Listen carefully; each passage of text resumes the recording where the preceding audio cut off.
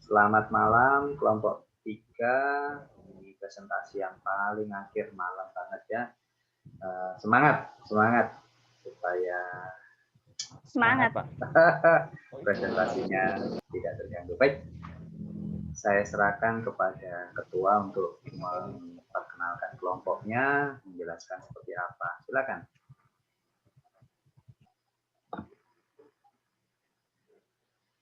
Iya, selamat malam. Assalamualaikum warahmatullahi wabarakatuh. Di sini saya perwakilan dari kelompok 3 kelas profesional C. Sini kami akan presentasi UTS Komunikasi Bisnis. Sini ada saya, Gea Efrena Sutresno, kemudian ada Marsalino Irfan, Agung Wahyudi, dan Isra Ulasana. Ini kami kebagian mempresentasikan PT Garuda Indonesia. Oh ya, PT Garuda Indonesia itu apa? Saya akan memperkenalkan ya. PT Garuda Indonesia itu atau Persero biasa dikenal dengan Garuda Indonesia merupakan salah satu maskapai penerbangan terkemuka di Indonesia. Maskapai penerbangan ini pertama kali mengudara pada tahun 1940-an dalam era kependudukan Belanda. Pada saat itu maskapai masih bernama Indonesian Airways sejak 26 Januari 1949 dengan pesawat pertamanya yang bernama Seoul atau Gunung Emas. Dan seiring semakin meningkatnya permintaan jasa industri, perusahaan terus mengembangkan jaringannya hingga ke kota-kota pertumbuhan ekonomi dan wisata baru di wilayah barat dan timur Indonesia. Penerbangan komersial pertama menggunakan pesawat DC-3 dengan registrasi RI001 dari Kalkuta ke Rangun dan diberi nama Indonesian Airways. Dilakukan pada 26 Januari 1949. Pada tahun yang sama, 28 Desember 1949, pesawat tipe Douglas DC-3 Dakota dengan registrasi PKDPD dan sudah dicat dengan logo Garuda Indonesian Airways terbang dari Jakarta ke Yogyakarta untuk menjemput Presiden Soekarno. Dan ini penerbangan pertama kali dengan nama Garuda Indonesian Airways. Lalu tahun 1980, Garuda Indonesia telah melakukan revitalisasi dan restrukturisasi berskala besar untuk operasi dan armadanya. Hal ini mendorong perusahaan untuk mengembangkan program pelatihan yang komprehensif untuk awak kabin dan awak darat. Dan Garuda itu juga mendirikan fasilitas pelatihan khusus di Jakarta Barat dengan nama Garuda Indonesia Training Center. Pada tahun 1990, armada Garuda Indonesia dan kegiatan operasionalnya mengalami revitalisasi dan restrukturisasi. Seiring dengan upaya pengembangan usaha di awal 2015, Garuda memiliki tim manajemen baru yang kemudian membuat perencanaan baru bagi masa depan perusahaan. Manajemen baru Garuda Indonesia melakukan evaluasi ulang dan restrukturisasi perusahaan secara menyeluruh dengan tujuan meningkatkan efisiensi kegiatan operasional, membangun kembali kekuatan keuangan yang mencakup keberhasilan. Perusahaan dalam menyelesaikan restrukturisasi utang, menambah tingkat kesadaran para karyawan dalam memahami pelanggan, dan yang terpenting memperbarui dan membangkitkan semangat karyawan Garuda Indonesia. Pada tahun 2010, untuk mendukung kegiatan operasionalnya, Garuda Indonesia memiliki 5 entitas anak yang fokus pada produk atau jasa pendukung bisnis perusahaan induk. Dalam menjalani kegiatan operasionalnya, perusahaan didukung oleh 7.861 orang karyawan, termasuk 2.010 orang siswa yang tersebar di kantor pusat dan kantor cabang. Pada tahun 2015, sudah mengoperasikan 134 pesawat. Dan sebagian contoh kerjasama aliansi, saya serahkan ke Isro.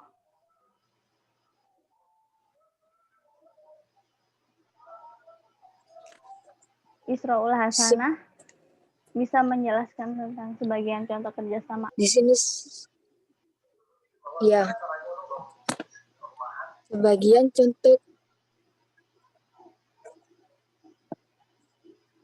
sebagian contoh kerjasama aliansi Codeshare Agreement dan destinasi.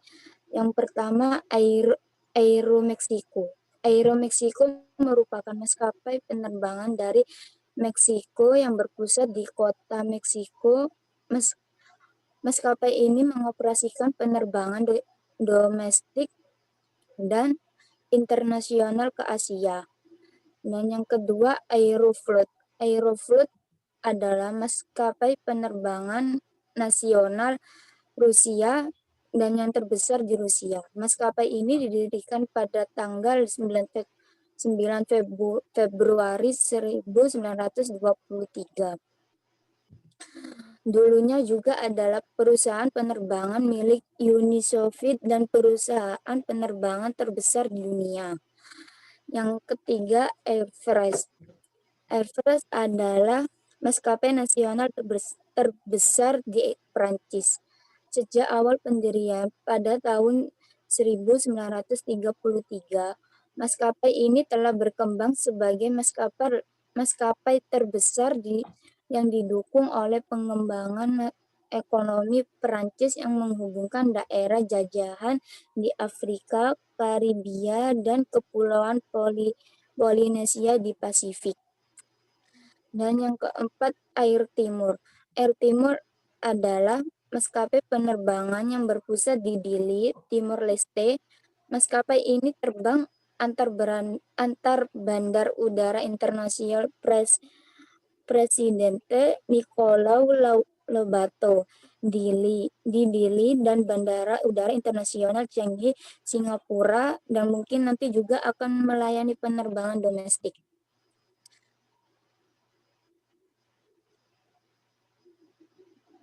Dan yang kelima adalah Oman Air. Oman Air adalah maskapai penerbangan Kesultanan Oman.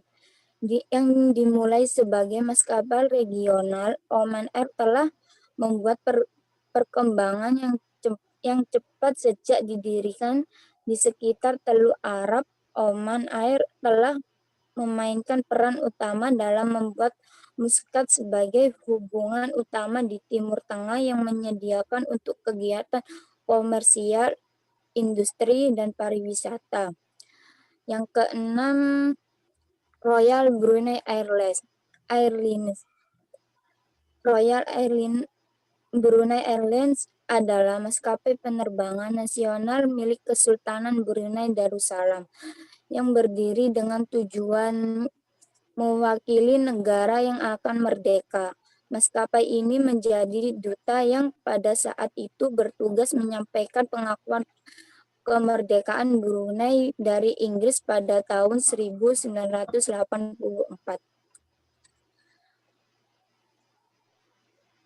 Contoh produk armada PT Garuda Indonesia. Airbus. Yang pertama Airbus A330, yang kedua ATR 72, yang ketiga Boeing 737, yang keempat Boeing 737 MAX, yang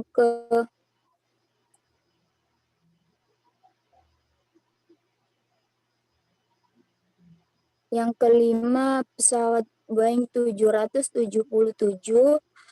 yang keenam Bombardier CRJ 700.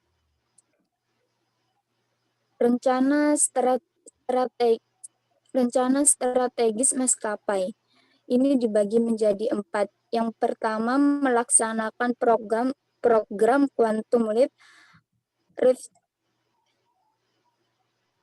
Yang pertama, Race Corporation Identity. Yang kedua, melakukan penawaran publik perdana. Yang keempat, masuk aliansi SkyTeam. Yang keempat, ekspansi internasional. Yang Ya, untuk yang Reverse Corporation Identity itu saya serahkan ke Agung Wahyudi. Yang melakukan penawaran publik sampai yang ke ekspansi internasional saya serahkan ke Marsal ya. Silakan Agung Wahyudi. Selamat malam, rencana strategi maskapai laksanakan program Refresh Comparison Identity. Refresh Comparison Identity Garuda Indonesia sering dengan program transformasi bisnis dan pengembangan pembangunan korporasi melakukan berbagai penyegaran ulang kembali maskapai lewat seragam baru dan logo baru. Peresmian logo baru yang dilakukan pada tanggal 25 Juli 2010 yang bersama dengan banyak kantor Garuda Indonesia di kawasan Bandar Soekarno Hatta yang akan seragam baru yang merupakan dirancang seragam awal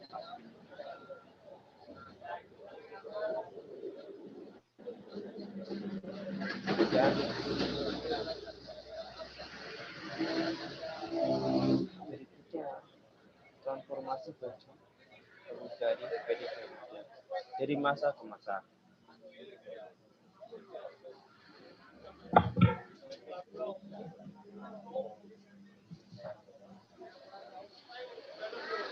Baju pramugari pada tahun 1980-an. Ini memakai ada Jawa. Baju pramugari tahun 90-an memakai baju khas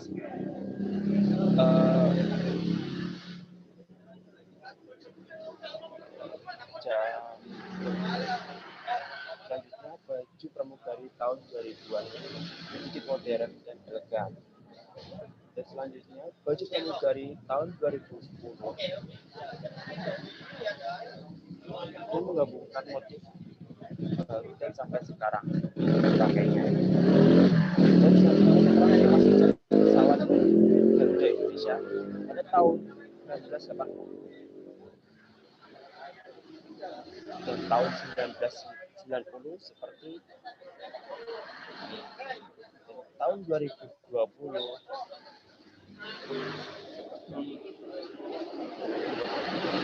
dan tahun 2000 dan sampai sekarang. Dan selanjutnya saya serahkan ke Mas Syam.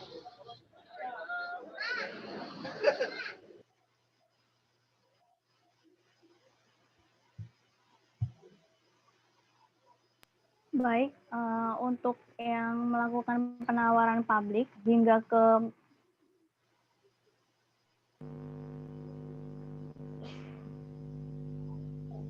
ke profit PT Garuda Indonesia, silakan Marsha. Ya, terima kasih buat sini saya akan menjelaskan tentang saya mulai dari awal lagi ya tentang rencana strategi maskapainya. Di sini kita bagian PT Garuda. Nah, di sini strategis manajemen bisnisnya untuk PT Garuda yang pertama dia melakukan reverse corporation identity. Yang dimaksud dengan reverse corporation identity ini adalah melakukan pembaruan pada perusahaan, mulai dari baju pramugari, dari desain pesawat itu juga bisa. Jadi PT Garuda ini melakukan pembaruan dari waktu ke waktu dan tujuannya itu adalah untuk menarik para penumpang yang ingin menaiki pesawat Garuda. Setelah itu PT Garuda melakukan penawaran publik perdana. Yang dimaksud itu setelah kita melakukan pembaruan pada perusahaan mulai dari penampilan pesawat, dari baju pramugari dan yang lainnya, dari situ PT Garuda melakukan penawaran pada publik. Yang pertama mungkin yang dilakukan PT Garuda adalah dengan memberikan edukasi kepada para masyarakat semua yang biasa menaiki pesawat, dan di situ juga sudah 11 Februari 2011 Garuda Indonesia resmi menjadi perusahaan terbuka yang terdaftar di Bursa Efek Indonesia dengan kode emiten saham GIA. Secara rinci disajikan dengan struktur pemerintah Indonesia 69,14%, investor domestik 24,34%, investor internasional 6,12%, dan karyawan 0,4%. Nah, setelah melakukan penawaran publik, PT Garuda di situ mulai memasuki untuk masuk dalam aliansi SkyTeam. Nah, setelah memperbarui tampilan, memperbarui dari penampilan perusahaan, setelah itu PT Garuda melakukan penawaran, dan dengan penawaran itu telah berjalan dengan baik, akhirnya PT Garuda meniat untuk masuk pada aliansi SkyTeam. Nah, Garuda Indonesia pada pertengahan tahun 2010 mengutarakan keinginannya untuk masuk ke dalam salah satu dari 3 aliansi besar dunia. Jadi sebelum melakukan penawaran publik, memang PT Garuda ini memang ada niatan untuk masuk pada 3 aliansi besar dunia. Hal ini membuat Garuda menjadikan aliansi sebagai langkah penting untuk mempersiapkan kehadirannya di kancah internasional. Dan Garuda Indonesia secara resmi telah bergabung dengan aliansi SkyTeam ini pada tanggal 5 Maret 2014 di Bali. Nah, setelah PT Garuda selesai masuk di aliansi SkyTeam, akhirnya PT Garuda melakukan ekspansi internasional. Garuda Indonesia melakukan berbagai penyesuaian secara manajerial, finansial, dan operasional. Akhirnya Garuda Indonesia melangkah ke program ekspansi internasional yang diawali dengan pembukaan rute menuju Amsterdam yang dilakukan secara bersamaan oleh maskapai seperti di atas tadi.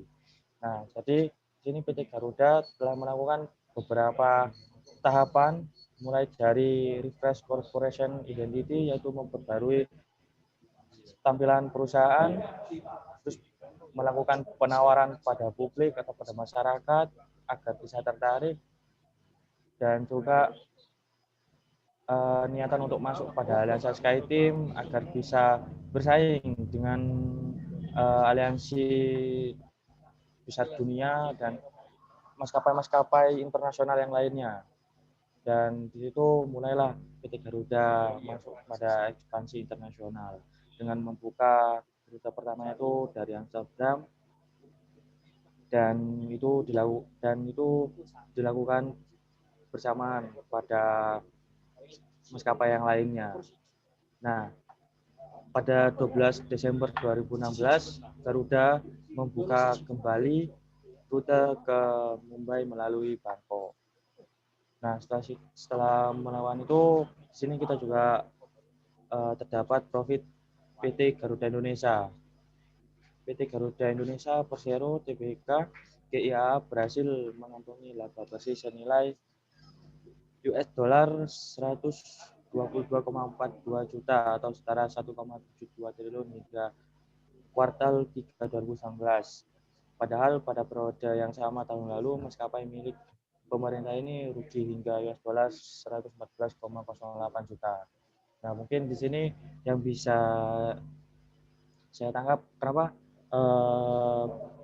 maskapai milik pemerintah ini rugi hingga $114,8 juta ini, mungkin pada saat itu PT Garuda masih belum sempurna, belum seutuhnya yang dilakukan tadi.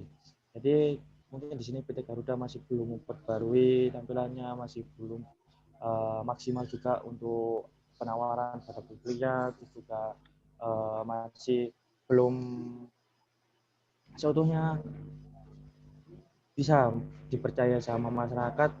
Jadi di di sini mungkin PT Garuda mengalami kerugian, sehingga di situ PT Garuda memaksimalkan dan akhirnya bisa untung hingga naik sampai 10 juta lebih. Nah, berdasarkan laporan keuangan perusahaan yang diunggah dalam keterbukaan informasi hari ini, catatan tersebut dapat diraih karena total pendapatan usaha perusahaan hingga kuartal 3 2016 mampu tumbuh 9,9%. Total pendapatan usaha Garuda hingga September 2019 mencapai 3,54 miliar US dollar, naik dibandingkan periode yang sama tahun lalu 3,21 miliar US dollar. Pendapatan tersebut terutama ditopang pendapatan dari penerbangan berjadwal senilai 2,79 miliar US dollar, tumbuh 8,8% secara year dari 2,56 miliar US dollar. Sedangkan pendapatan tidak berjadwal turun dari 254,75 juta US dollar menjadi 249,92 juta US dollar. Nah, di sini kita juga bisa mengetahui bahwa PT Garuda ini bisa mencapai dan bisa tumbuh mungkin juga karena dia sudah membuka rute dan sudah masuk pada ekspansi internasional, sehingga bisa pendapatannya bisa bertambah dan tumbuh hingga 9,9% tadi. Perseroan juga mencatatkan penurunan beban usaha sebesar 1,9% dari 3,35 miliar US dollar menjadi 3,28 miliar US dollar. Ini terutama menyumbang penurunan beban operasional penerbangan sebesar 4,4% menjadi 1,93 miliar US dollar berkat penurunan biaya bahan bakar dari 1,02 miliar US dollar menjadi 908 juta US dollar. Sementara itu, Garuda tercatat mengalami kerugian dari selisih kurs sepanjang Januari sampai September 2019 sebesar US dollar 13,91 juta. Kondisi ini berbalik dari Januari September 2018 yang mencatat keuntungan selisih kurs senilai 52,35 juta US dollar. Nah, di sini juga bisa dipahami bahwa pada Januari sampai September 2019 tahun kemarin ini PT Garuda mengalami kerugian. Nah, mungkin bisa jadi pada tahun kemarin PT Garuda kurang memaksimalkan apa yang telah dilakukan dari sebelum-sebelumnya, karena di sini juga ada pernyataan bahwa 2018 malah mencatat keuntungan selisih kurs 52,35 juta US dollar. Mungkin di sini PT Garuda perlu untuk memperbaiki lagi dari strategis pemasarannya. Dengan kenaikan pendapatan usaha dan turunnya beban usaha selama 9 bulan pertama tahun ini, Garuda mampu mengantongi laba usaha senilai 253,24 juta US dollar. Angka ini berbalik dibanding periode yang sama tahun lalu yang mencatat rugi usaha 70,81 juta US dollar. Catatan lainnya, total aset perusahaan per September 2019 senilai 4,41 miliar US dollar, naik 5,9% dibandingkan dengan total aset per Desember 2018 yang senilai 4,16 miliar US dollar. Sementara total liabilitas per September 2019 senilai 3,5 miliar US dollar atau naik 1,9% dibandingkan 3,43 miliar US dollar per Desember 2018. Garuda Indonesia mencatatkan pertumbuhan penumpang dari tahun ke tahun. Sepanjang tahun lalu pertumbuhan penumpang Garuda Indonesia mencapai 6% menjadi 38,44 juta penumpang seperti terekam dalam data books di bawah ini.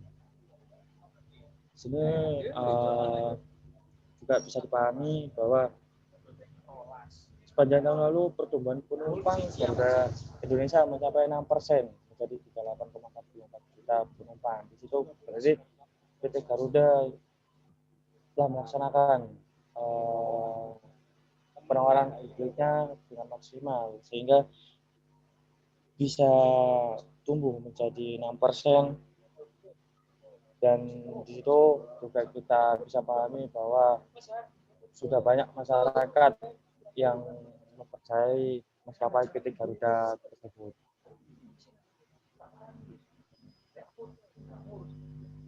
Mungkin itu yang bisa saya sampaikan.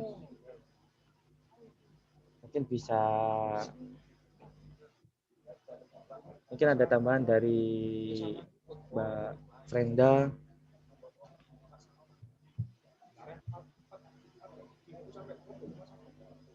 Oke, sudah selesai kelompok 3. Baik, terima kasih Baik, kelompok. Pak. Iya, sudah selesai. Oke, kelompok 3, Ya. terima kasih buat presentasi yang diberikan.